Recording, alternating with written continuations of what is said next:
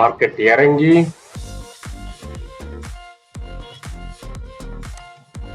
ஒரு என்ட்ரி பண்ணிருக்கேன். பார்ப்போம்.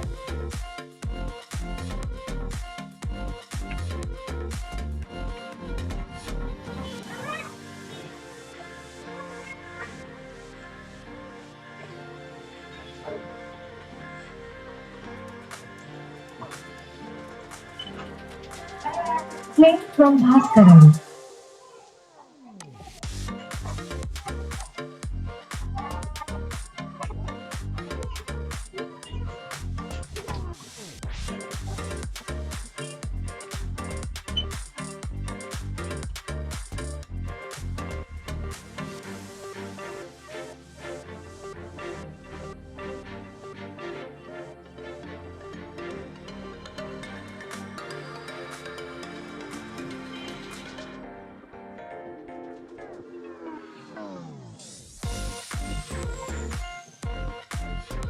நான் ஒரு ப்ராஃபிட்டை புக் பண்ணிட்டேன் ஃப்ரெண்ட்ஸ்.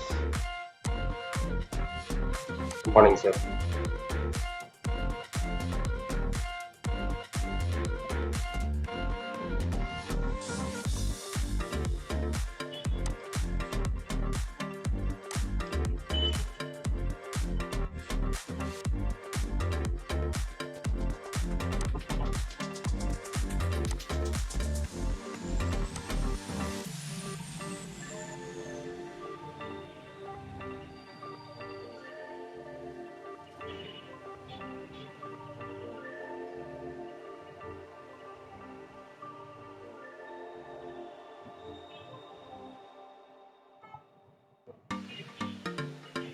நிஃப்டி சரியா ஒத்துழைக்கலாம்.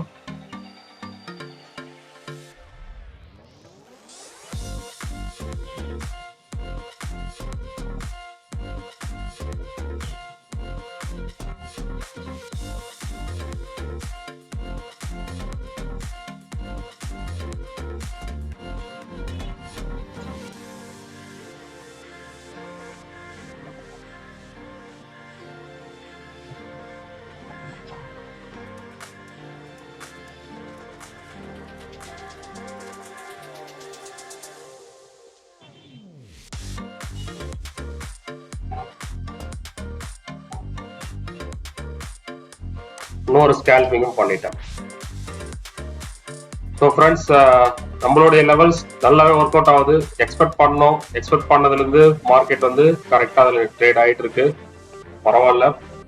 எனக்கு தெரிஞ்சு இன்னைக்கும் எல்லாருமே கிரீனோட ஸ்டார்ட் பண்ணியிருப்பீங்கன்னு நம்புறேன். ஸோ இதே ஸ்ட்ராட்டஜி தான் நம்ம திரும்ப திரும்ப அப்ளை பண்ணிட்டு இருக்கோம் ஃப்ரெண்ட்ஸ். 9:15க்கே நம்ம வந்து என்ட்ரி எடுக்கிறோம். அது வந்து ரொம்ப ரிஸ்கியான ஜோனு. எல்லா நாளும் எடுக்கிறது இல்லை. ஆனா நம்ம அந்த ரிஸ்க் மேனேஜ்மெண்ட்டை கரெக்டா பயன்படுத்தி அந்த ட்ரேட பெனிஃபிட் அடைஞ்சிடறோம். இதுக்கப்புறம் நம்ம என்ன பண்ணணும், என்ன பண்ணக்கூடாது, அதுதான் விஷயமே. இப்ப நம்ம ஏற்கனவே சொல்லியிருக்கோம், 1% எடுத்துட்டோமா டேல இருந்து குவிட் ஆயிடலாம். நேத்து நம்ம பெரிய ப்ராஃபிட் கொடுத்தா எடுத்திருப்போம். பட் அதுக்குன்ட்டு நேத்தோட பெட்டரா எடுக்கலாம், இன்னும் கொஞ்சம் ரவுண்ட் ஃபிகர் ஆக்கலாம், அந்த மாதிரி தாட் எல்லாம் வந்து வேண்டாம். ஒரு ரீசனபிளான ஒரு ப்ராஃபிட் எடுத்துட்டோமா, நேத்து நடந்தது நேத்தே மறந்துடணும். இன்னைக்கு வந்து ஒரு ரீசனபிளான ப்ராஃபிட் எடுத்துட்டோம்னா அதோட நம்ம வந்து கட் ஆஃப் பண்ணிடலாம்.